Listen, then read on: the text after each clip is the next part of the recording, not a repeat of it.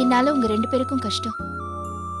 நமக்குள்ள நிச்சயிக்கப்பட்ட வாழ்க்கையே வேண்டான்னு விலகி போனா மறுபடியும் உங்க கண்ணில் படாம இருந்திருக்கணும். அப்படி இருந்திருந்தா நானும் அருணாவும் சந்தோஷமா வாழ்ந்திருப்போன்னு நீ நினைக்கிறியா? கண்டிப்பா இருந்திருப்பீங்க. சூழ்நிலை உங்களை வாழ வச்சிருக்கோம்.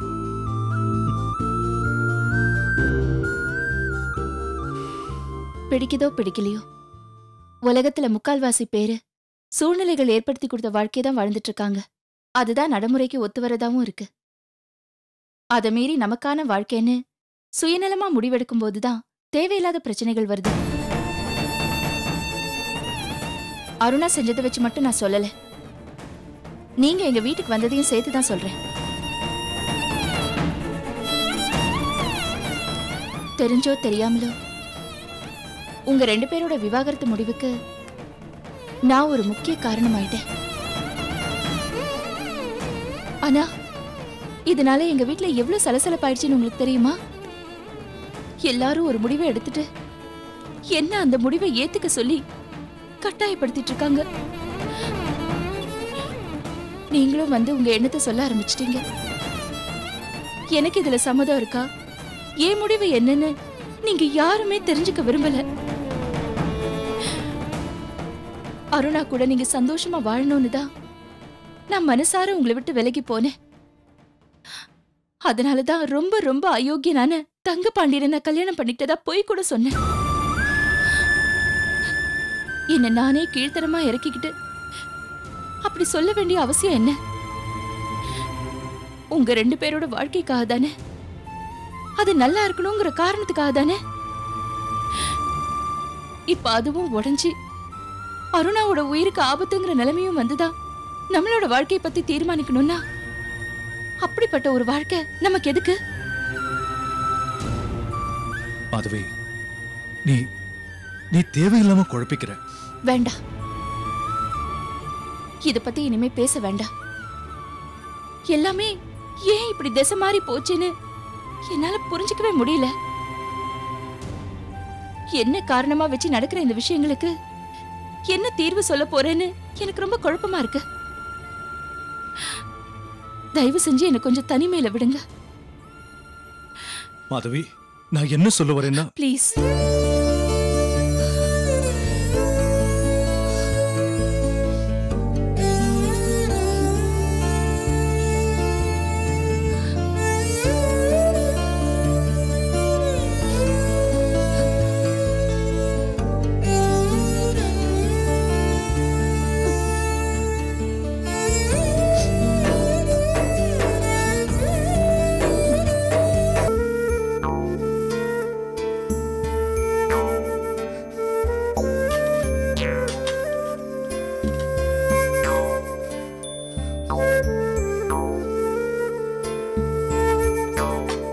ஸ்வேதா, என்னம்மா?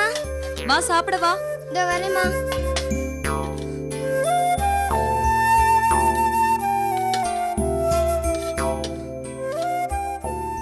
என்ன டிஃபன்மா? சோறுதான். சாப்பாடா? அம்மா, சாப்பாடு சாப்பிடுற நேரமாம்மா இது? டிஃபன் சாப்பிடுற நேரமா? என்னடி பண்றது? கேஸ் காலி ஆயிடுச்சு. விறகடுப்புல தான் சமைச்சேன், அதான் லேட். நீ கேள்வி எதுவும் கேட்காம முதல்ல சாப்பிடு. போதும் போதும். அத்தை, எங்களுக்கும் சோறு போடுங்க. உட்காருங்க. டேய், கை கழுவிட்டியாடா? இல்ல. உங்க அம்மா நல்ல விஷயமே சொல்லி தர மாட்டாங்களா? போ, கை கழுவிட்டு வந்து உட்காரு. வா, நீ கழுவிக்கோ. போதுமா? வேண்டாமா? போதும். என்னடி, சாப்பிடு. எது வச்சாலும் வேண்டாம் வேண்டாம் வேண்டாம். அம்மா, ஒரு அப்பளம் போதும். சாப்பிடு. அத்தை, சோறு வைங்க சீக்கிரம். வைக்கிறேன்ல, அவசரப்படுற.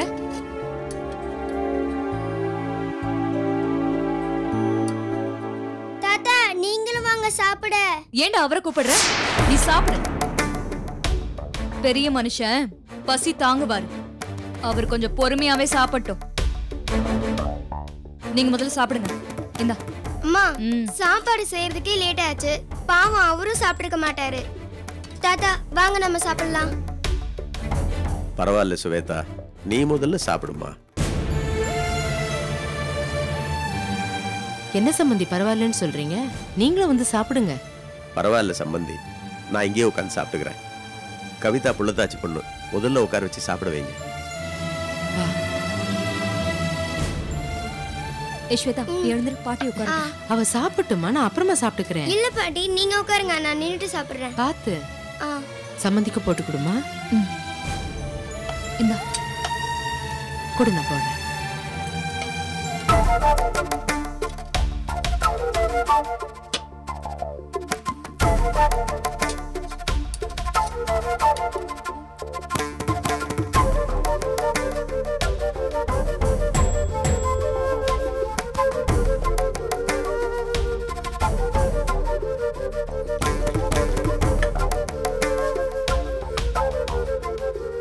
போதுமா, எனக்கு போதும். இன்னும் கொஞ்சம் வச்சுக்கோங்க.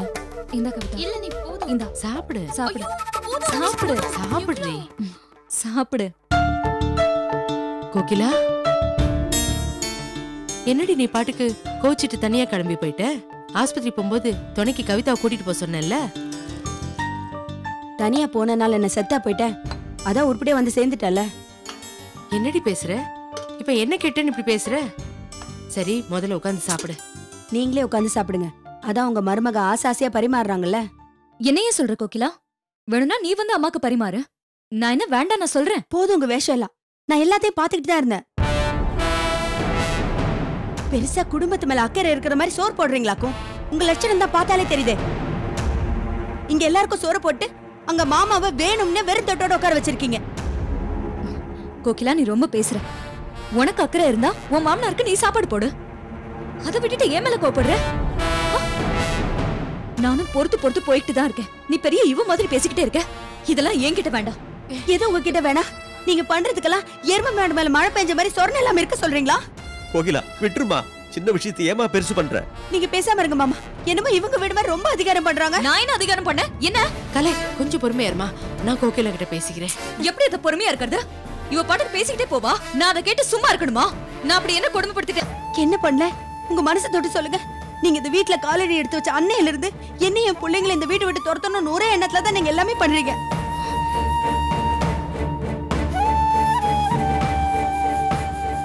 அன்னைக்கு ரெண்டானா ரேஷன் கார்டு கணக்கெடுக்க வந்தவங்க கிட்ட நான் இந்த வீட்டை சேர்ந்தவளே இல்லைன்னு சொல்றீங்க.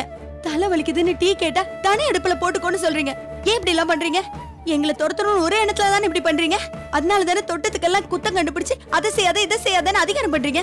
நான் ஒன்னும் உங்க வீட்டுல உங்க காசை தின்னுட்டல. என் அம்மா வீட்டுல என் தங்கச்சி தேவையில வாழ்ந்துட்டு இருக்கேன். அதை புரிஞ்சுக்கோங்க. நீயும் நல்லா புரிஞ்சுக்கோ. நான் இருக்கிறது ஏன் புருஷன் வீட்ல. இங்க நான் பேசுறது செய்யறது உனக்கு மரியாதை குறைச்சலா இருந்தா நீயும் உன் புருஷன் வீட்ல போய் இரு. யார் வேண்டாம்னு சொன்னா அதை செய்யாம சும்மா கோவப்படல. நீ என்னமா பதிலுக்கு பதில் பேசிட்டு இருக்க? இவதான் புரியாம ஏதோ பேசிக்கிட்டு இருக்கா. நீ பேசாம விட. நீங்க இதுல தலையிடாதீங்கம்மா. எனக்கு இன்னைக்கு ரெண்டுல ஒண்ணு தெரிஞ்சாகணும். இந்த வீட்டுல ஒண்ணு நான் இருக்கணும், இல்ல இவங்க இருக்கணும்.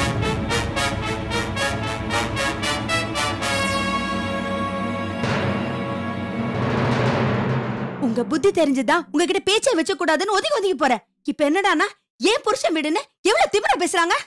நீ சொன்னாலும் சொல்லாட்டியும் நான் திமிராதான் பேசுவேன். ஏன்னா நான் என் புருஷன் கூட புருஷன் வீட்ல இருக்கேன். நீ அப்படியா இருக்க? வாய மூடு. என்ன மறுபடியும் வாழ வெட்டின்னு சொன்ன அப்புறம் நான் மனுஷியாவே இருக்க என்ன பண்ணுவேன்? புருஷனோட ஒழுங்கா வாழ தெரியல, என்ன பத்தி பேச உனக்கு என்ன அருகதை இருக்கு? போத நிறுத்துமா. உனக்கு தான் பேச தெரியும் நினைச்சுக்கிட்டு பேசிட்டே போற. உன்னை பத்தி எங்களுக்கு தெரியாதுன்னு நினைச்சுக்கிட்டு இருக்கியா? சொந்த பந்தத்தோட நல்ல எண்ணத்தோட பழகுன்னு நான் காலையில அறிவுரை சொன்னதுக்கு இப்ப எனக்கு சோறு போடாம என்ன வெறும் தட்டோட உட்கார வச்சிருக்கிறேன். இதுல இருந்து தெரியல நீ எப்படிப்பட்டவன்.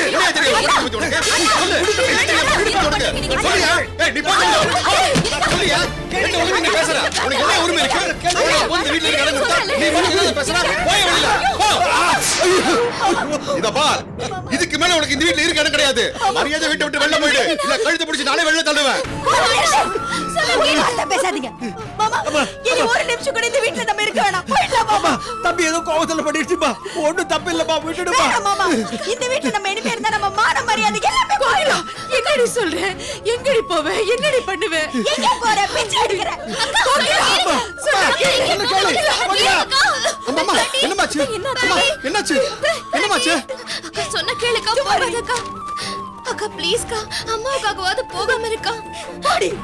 அக்கா சொன்ன கேளுக்கா. ஏங்க அப்படி பிடிவாத பிடிக்கிற? சொன்ன கேளுக்கா. பாட்டி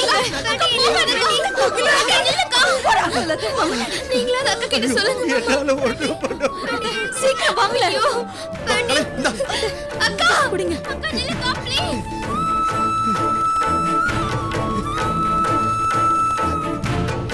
பாட்டி பாட்டி எழுந்துங்க பாட்டி. அம்மா ஒண்ணு இல்லம்மா, இந்த மாதிரி போட்டுக்கோ, எல்லாம் சரியாயிடும்.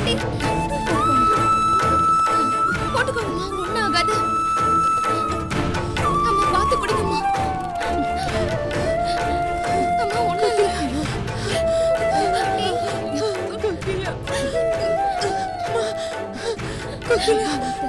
அம்மா பாட்டி அழாதீங்க பாட்டி, அழாதீங்கம்மா. வாங்கம்மா.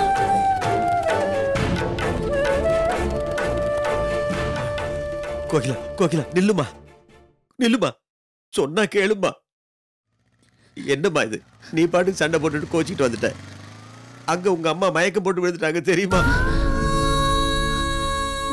வாமா, வீட்டுக்கு போலாம் வா. இல்ல மாமா, நான் வரல. அப்படி எல்லாம் சொல்லாதம்மா. உங்க அண்ணி ஏதோ பேசினான்றதுக்காக நீ இப்படி வர்றதெல்லாம் தப்புமா.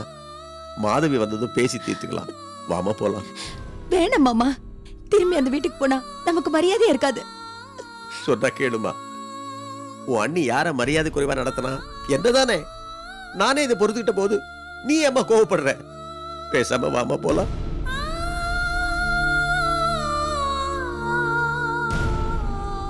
ஏம்மா பேச மாட்டேங்கிற? நீ இப்படி எல்லாம் பண்றவ இல்லையே.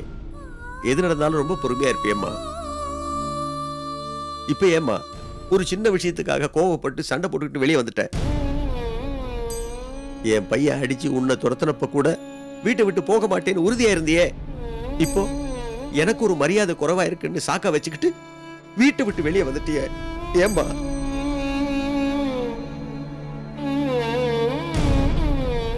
கலையரசி புத்தி தெரிஞ்சதுதான். அவளை நாம கண்டு காணாம விட்டுட்டா எந்த பிரச்சனையும் வராது. அதை விட்டுட்டு பதிலுக்கு பதில் பேசி சண்டை போட்டுட்டு வெளியே வர்றது இதெல்லாம் நல்லாவாமா இருக்கு? நீ இப்படி பண்ணேன்னு தெரிஞ்சா மாதவி ரொம்ப வேதனைப்படுவாம்மா. வாமா, திரும்பி போயிடலாம். நான் மாதவிக்கு ஒரு சுமையா இருக்க கூடாதுன்னு தான் வீட்டை விட்டு வெளில வந்தேன். நீங்களாம் நினைக்கலாம், என்னடா அவ எடுத்ததுக்கெல்லாம் சண்டை போடுறாளே, எதையும் பொறுத்துக்கிட்டு சமாதானமா போக மாட்டேங்கிறாளேன்னு. ஆனா எல்லாத்துக்கும் ஒரு காரணம் இருக்கு. அன்னைக்கு ஆரம்பத்துல இருந்து என்ன பிடிக்கல. என் பிள்ளைங்களோட சம்மந்தியோட அந்த வீட்டுல டேரா போட்டிருக்கேனேன்னு என் மேல எரிச்சலா இருந்தாங்க. அன்னைக்கு மாதவி என் பிள்ளைங்க மேல நிலத்தை எழுதி வைக்கிறேன்னு சொன்னதுல இருந்து அவங்களுக்கு அது கோவமா மாறி என்னை எப்படியாவது துரத்தி விடணுங்கிறதுல அவங்க குறியா இருந்தாங்க. அந்த ஒரு நிலம் எத்தனை பேர் பிரச்சனையை தான் தீக்கும் மாமா. யார் யாரெல்லாம் அதுக்கு பங்கு போடுவாங்க. ஆனா நான் அதுக்காக அந்த வீட்டை விட்டு வரல. அதை விட முக்கியமான விஷயத்துக்காக தான் பிரச்சனை பெருசாக்கிட்டு வீட்டை விட்டு வந்துட்டேன். என்னால மாதவிக்கு எந்த சுமையும் இல்ல, எந்த கஷ்டமும் இல்ல. என்னம்மா பேசுற? மாதவி எப்போ உன்னை சுமையா நினைச்சிருக்கா? நீயா எதையாவது கற்பனை பண்ணிக்காத. இல்ல மாமா, இனிமேலும் நான் அவளுக்கு சுமையா இருக்க விரும்பல. என் தலையெழுத்து எப்படியோ அப்படியே நடந்துட்டு போகட்டும். நீ பேசுறது புரியலம்மா. எதையோ மனசுல வச்சுக்கிட்டு தான் இப்படி எல்லாம் பேசிட்டு இருக்கிற. சொல்லுமா, என்னன்னு சொல்லு. சொல்லுமா, உன் வேதனை என்னன்னு சொன்னாதானம்மா தெரியும். மனசுக்குள்ளவே போட்டு புழுகிட்டு இருந்தா தீந்துருமா? நான் இன்னும் கொஞ்ச நாள் தான் மாமா உயிரோட இருப்பேன்.